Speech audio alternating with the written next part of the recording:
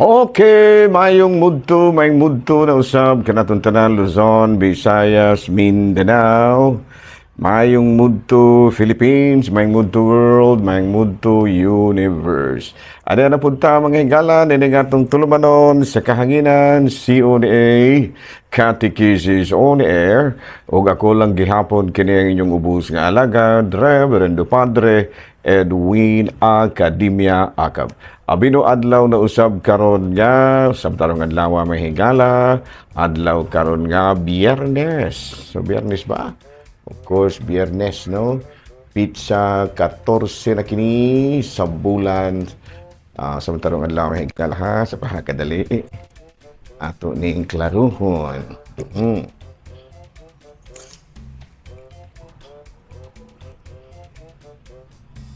Abi na may higala, adlaw na usab karon nga Biyernes, pizza 15. Oh, dili na. Abi na ako may higala, pizza 14, pizza 15 na ron may higala, no? Nala, no? Mayong mudto na kanatuntanan, adlaw karon nga Biyernes, pizza 15 na kini sa bulan sa Marso sa gusto yung higala. Sorry kayo mga higala, ha? Medyo kuang kayo kanang gitawag na to halata kayo nga medyo daghan kayong ginauna. Ayan. Maraming pinagkakaabalahan. Ayan, no? Kung sa tinagalog pa na, no? So, ang santarong adlaw mga higala, Biyernes, pizza 15 na kini sa bulan sa Marso. No? May mudto na kanatuntanan. Ato di ay nga timbayaon og mayong mudto mga higala, ang atong talahurong obispo, Bishop Julito B. Cortez, ang atong station manager, si Father Ramaata, ang ato apong station manager dito sa Actin Basay, o ang atong mga kaigsuunan nga nagpadayon karon sa ilahang pagsunod sa DYW si Teleradyo, naasab sa mga Facebook o uban pang mga media outlet. Nahala, no? Mayong mudto na kanatuntanan. Ako pa dahil nga timbayaon og may mudto may higala, ang akong kanhi mga parokyano, no? Mga parokyano dito sa Bayawan, labi na gayon din nas may Lapakon. Kumusta naman mo dias Lapakon, no? Og yung manusab din ha sa may Malabugas. Kumusta na? Daghan kayo mga tao nato nga naminaw na usab nato din na, no? Nga ato mga kaila. Kumusta naman si John Phil, no? Ang ato ang Suderio family, no? Nga ato sila si daghan kayo na itong mga sila Malin, daghan kayo itong mga kay Riza, no? Daghan kayong salamat sa inyong pagsunod usab nila nga ato ang programa. Of course, ang atong station manager din na sa Actin Basay, si Brother Elmer Lugatiman, si Mrs. Lugatiman, ug ang iyahang duha ba ka anak ni Elmer o tulo, no? Basta nga akong nahinumduman si Kintoy. Ayan, no? Nahala, no? May mudto na kanatong tanan mga higala nang hinaot kita nga ana kitang tanan sa kapiskay sa panglawas ni ining kamudtuhon. Bino ari kita mga higala sa atong pagtibaya usab og mayong adlaw may mudto sa atong mga lay ministers, no? Nga atong mga lay ministers mga higala nga matud pa padayon usab nga nangalagad sa ato ang mga kakapilyahan, ang atong mga BEC, no? Ang atong mga alagad, to ang mga zone leaders ug tanang-tanan gyud nato mga higala, no? Nga mga kaila nga padayon usab sa pagpangalagad sa ato ang katolikong simbahan. Nahala, no? May mudto na kanaton tanan ug naghinaot kita nga ana kitang tanan sa kapiskay sa panglawas ni ining kamudtuhon. Abino ato di nga timbayaon usab og mayong mudto ang ato ang mga kaigsuunan nga mga anaa usab nangalagad sa mga local government units, no? Ang ato ang mga higala nga mga mayores. Of course, atong sa una, mga higala na ito, mga higala, mo pabagay hapon ang mga mayor na ito, mga higala, no? Kaya dugay-dugay na magunto nga ako mga higala, no? Nga nangahurot na ang mga termino. Ang ato mga dina sa may Santa Catalina, dina sa may sa kwan, of course, kaya namin ni Mayor Jack, no? Mayor Jack, nalimot na magana ko sa apelido ni Mayor Jack. O nga mo sa din ha sa may Basay, no? Atong mga kailan. Oy, ato din kora paroko din na, no? Kumusta na si Father Boboy Gutierrez, no? Ato ang higala usab nga lumad nga taga kini Kasalaan, no? Kasalaan Shaton, no? Kasalaan Shaton. Nahala, no? Kumusta na? O nagkidaot kita nga anaa kitang tanan sa kapiskay sa panglawas ni ining kamuntuhon. Abi no, ari kita sa CBCP News mga higala, Bishop Alfredo Uy sa Diocese of Tagbilaran nanawagan karon sa mga Buholanos nga maghiusa aron pagpanilipod sa natural wonders sa ilahang probinsya. Kiniluyo sa kontrobersiya nga naglambigit sa iconic matud pa nga Chocolate Hills. Balita mga higala gikan sa Vatican, ang simbahan miauhag nga wagtangon ang mga pamaagi nga maoy nagsilbing pamaagi usab nga ang mga nakahimo og pagpangabuso ilabi na gayud sa mga kabataan ug mga kababayenan dili mapahamtangan sa eksaktong silot alang kanila. Sa panawagan karon sa simbahan nga himuon nga wagtangon ang mga pamaagi nga nagproteher sa mga nakahimo sa pagpangabuso sa mga kababayenan ug sa mga kabataan. Mao kadto mga higala mga balitang simbahan ni ining kabuntuhon ug padayon ang atong pagtimbaya ug may muto usab sa atong mga higalang mga kaparian, no? Of course ang atoang pariyente din ha sa mga atong kura paroko din ha sa may Kalumbuyan, no? Ang atoang kaila din ha, kaila ang atoang agawiks, no? Si Father kini Christian Durango, no? Ang usa nako kagawiks tuwa naman sa Winnipeg, Canada. Ayan, no? Winnipeg. No, Winnipeg, you know. Ala, kumusta naman kanong pulding? Ay, okay na ko kay Father, wala na ko problema. Ikaw, Mr. Cheng, ay okay na ko kay Father, no? Wala na ko problema. Samasta naman ang mong negosyo o kini. May mahal kayo ron, Mr. Cheng, no? Ang kanang kining karning baboy. Mahal kayo. O parisan po sa mahal kayo nga bugas. No? Diha naman no, dato'y bulo para to.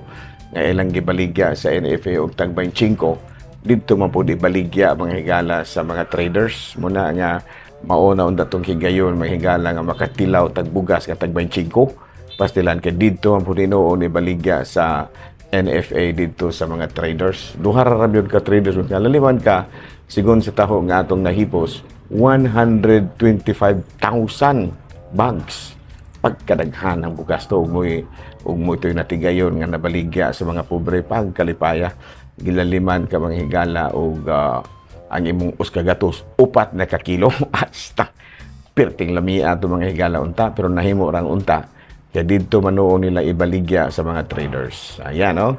Kasunod ha, og na mga 25 bugas, ari na lang namo ibaligya, no? Kami nalit palit ana, kigaliman kag 25 pesos ang bugas. Muna tayo tubag, muna tayo at least tubag sa gitawag panghawagan ni Presidente BBM nga sa iyahang termino mamaligya sila og 20 pesos ang kilos bugas. Muna tayo kay matud pa kanang 20 o 25 duol-duol naman kaysa karon nga ang bugas o mahigala 50 ka pinpitin layo ara ka is tinuod mahigala.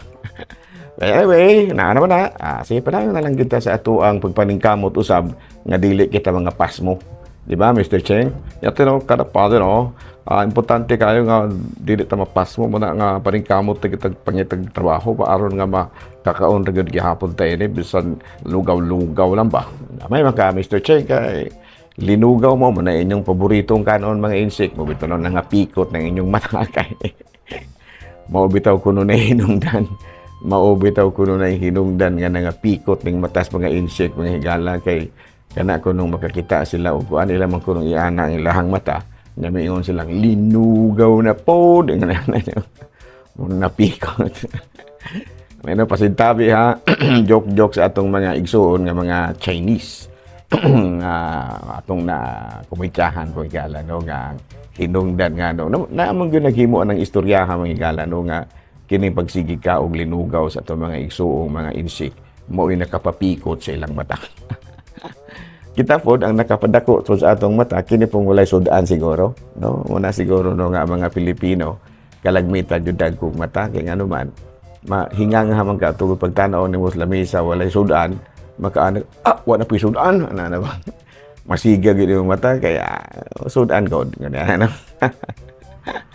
Nah, may muto na kanaton tanan, katawar gihapon ta mga higala, bahala walay sudan, no. Ano, walay sudan mga higala, no. Mahal kay ang karne, niabot og 400 ang kilo. Doon na gani kay wali mga higala kadi nakapanumpa ko nga basta mo abot og 400 ang kilo sa karne, di sa gyud ko mo palit, bahala nagkakaunon kay kung humba mga higala. Adto na lang kuspista mo ka og humba, dili na lang jud ko mo palit. Kay usually kana bitaw mag-meeting ang BEC stakeholders nato diri sa Ayungon, ato man pong populo pa ni udtohon unya por lo menos palit-palit po tagyan nagpipila ka kilo pod nga karning baboy, kay aron pod ba nga murag lami-lami pod pagkaon unta mo tag sabti pong mahala. Sumuna nakapanumpa ko sa nakapanumpa jud ko atubangan sa Dios nga di sa kumupalit dili sa kumupalit og kining karne matas tantong tag 400 pang kilo. Pero na balita nako murag ni 350 na arang na. At least ni minus na mga higala. Hala no, may mudto na kanaton tanan. Kumusta na ang atong mga kaigsuonan nga mga tindero og isda, tindero og karne og tindero pod og karning manok. Tinderong karning baboy, tinderong karning manok. Okay, no? Abi no ati kita mga higala sa atong CBCP News, balitang simbahan ni ini kapo. Humana ni matong ko anong nibalik manon ta mga higala, gulang na kita ini, no, Mr. Cheng. Ay nung pulding ay mo sa pagudi ay mo tanaw si mo kaugalingon pada ganang gulot na bangka. Mao gyud. Ikaw pud mo pa jud isulti ang obvious. Ay na po lamang isulti dagay ang obvious, Mr. Nong Polding. Kaya, no? Kita na ba ito ng mga tao nga nangunot na yung tao ng ato ang mga panagway. Ay na po lamang isulti ang obvious. Obvious. March 15. Uy, wala. Dikta man ko. Nasa naman itong usan akong source. March 15. Yara mahigala nga ito ang March 15. Yara March 15 o April 14 man eh. Salamat mahigala. Si St. Louis de Marillac. Uy, ako maning kaila sa una. Na ako'y kanta mahigala kabahin ni St. Louis de Marillac. St. Louis ang spelling ani St. Louisse de Marillac, ang Marillac Marillac. No, March 15, St. Louis de Marillac. O sa kada sila din mahigala Santa Lucia sa Marillac, Lucia, no? Okay no, unya na tao kini si St. Louis de Marillac, St. Louis Louis de Marillac na adtong 1660 unya nahimo siyang founder sa Confraternity of Charity or Daughters of Charity. Unya nakatukod kini siya og daghan kaayong mga kumbento uban usab sa iyang higala nga si Saint Vincent de Paul. Unya ni tabang siya sa mga pobre ug mga daing. Unya 40 ka mga houses sa tibuok kalibutan nga iyang natukod. Unya ni atong 1934 she was canonized as patroness of social works, no, kini si St. Louis de Marillac, no. So karong adlaw higala kanang sa Cebu, kanang sa Immaculate Conception College masiguro na ang mga madre nga nagdala din hakuan man kining Daughters of Charity. Unya kana pong asilo nila Milagrosa sa Cebu, no, na po na Daughters of Charity po nang nagdala din. Membro mo ko sa unang higala sa Society of St. Vincent de Paul, kanang SSVP, no. Kaya dito mo ko ni-graduate sa ako ang theology sa kanang Seminaryo Mayor de San Carlos nga gidumala kadi adto sa mga Vincentians, mga sakop ba ni St. Vincent de Paul. Yan, no, karon murag wala na may Vincentians din na murag mga diocese na nagdumala karon din na. Okay no, may mudto na kanaton tanan ug ari na kita mga higala sa namang orasa. Unsa nang orasa basig malapaw ta mga higala. Okay. Layo pa mga higala, 14 minutes pa. Okay no, ari kita sa atuang katekisis. Unang pangutana, no, una pregunta, no. So wala pa kita sila na pa una pregunta. O muna say first question, una pregunta. Para el responde de pregunta. Yan. What are the effects of the sacrament of confession to a person? Kininindot ni higala kay Semana Santa baya hapit. Kinahanglan nga magkabalo gitag unsay mga bintaha, no, mga bintaha or epekto sa sacrament of confession sa usa ka tawo.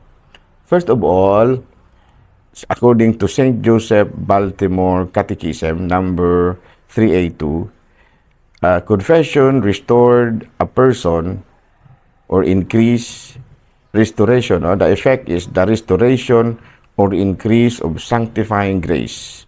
Sa to pa, kita gun mahigala, once nga nakadawat na kita sa kanabitang sakramento sa bunyag, na nakadawat kita og grasya nga makasantos. Pero, maputol kini, no? Murabag, sa ato pa na, ma-expire mga higala nga atong sacrament, ato ang sanctifying grace kung makasala kita. Muna nga, ang makapabalik sa sanctifying grace, grasyang makasanto sa itong kinabuhi, maugyod ang gitawag na itong pangumpisal, confession. Or, kung wala ka nang nahimulag, tungod kay okay ragyod ka, ma-increase sa panalitan, padayon ragyod kang nagsunod sa Ginoo niya, mangumpisal ka, there is an increase of sanctifying grace diya sa imong pagkatao. No? Sa ito, padako dahi kay igbentaha, mahigala, no? Sa Isaias Kapitulo 59, versikulo 2, mo kinatong mabasa. Ang inyong himuong kalapasan, mao'y nag-ulang kaninyo ug sa inyong Diyos. Ang inyong sala mao'y hinungdan sa iyang pagpahilayo kanimo. No? O dili na siya makadungog kanimo. Uy, delikado pa dahil ni makasala itong igala. No? Ang inyong himuong kalapasan, siguro sa Isaias Kapitulo 59, versikulo 2, ang inyong kalapasan, mao'y mag-ulang kaninyo ug sa inyong Diyos.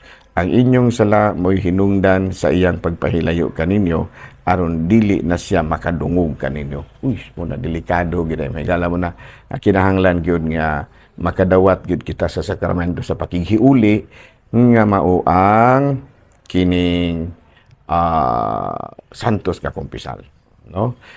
Unya, sa Lucas, Kapitulo 19, versikulo 10, kay mianhi ang anak sa tao, aron pagpangita o pagluwas sa nawala. So, muna nga, tungod lagi kay ang atong Ginoo mianhi man aron pagluwas sa mga nangawala, muna nga, in every time nga mangumpisal kita, makaplagan kita pagbalik. Mura magkatubang the prodigal son ba, nga nibalik kato siyang papa. No, pinaagi sa sakramento sa kumpisal. Sa Santiago, Kapitulo 5, versikulo 20, 16, mo kini atong mabasa. Busa pagsugiray kamo sa inyong mga sala ug pagampo alang sa usag-usa, aron kamo mga ayo ang pagampo sa taong matarong dakog kahimuan. Doon naman goy uban nga kanabitang murag dakog pagduda bitaw ining kuan. Kini bitaw ang pagumpisal ka labi ng mga laing sikta kay mga ano mga umpisal man ta sa tawo nga tawo ra man puna siya. Ang tubag niya na tawo ramang bitaw, pero doon naman gigiingon nga, pagsugiray kamo sa inyong mga sala, o pag-ampo alang sa usag-usa, aron kamo mga ayo. Sa ito pa, musugi, o kadading atong pagsugid sa atong mga sala, dako day kinikayo kahimuan. Mga naman, kay mag-inam po ay mampunta. Pero kung atong basahon sa Mateo, Juan Kapitulo 20, versikulo 22-23, mo kitong mabasa. Gisulti niya kini ug unya giingnan niya ang mga apostoles. Dawatan ninyo ang Espiritu Santo kung pasayloon ninyo ang mga sala sa mga tao, gipasaylo kini. Kung dili ninyo kini pasayloon, dili usab kini pasayloon. Sa to pa human nato nga gisugid ang atong mga sala, labi na gayud kung kanang sumusunod sa mga apostoles ang inyong gisugiran, ang mga kaparian.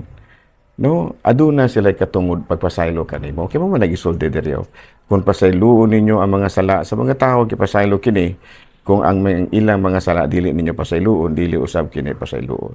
Ato pangapungutan kita, gyud sa man paanggi pader nga nadawat gikan sa mga apostoles ang matud pa kining ordinasyon sa mga kining kaobispuhan o ang ordinasyon usab sa mga kanang gitawag na to mga kaparian. Abi no, Sa buhat sa mga Apostoles, Kapitulo 16, versikulo 5 to 6, o kini ang atong nabasa, no?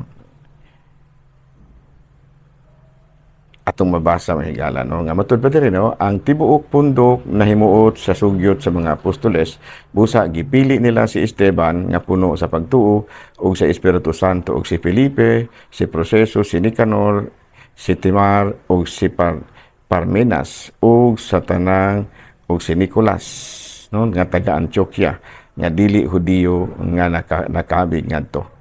No, unya matud pa sa Exodus Kapitulo 28, versikulo 41, ipasulob kining mga bistis among igsuon og si Aaron og sa iya mga anak nga lalaki, unya dihugi sila, no, sa lana ug ihalad sila aron mag-alagad sila kanako ingon nga mga pari. Oy, naagi day ni mahigala, no?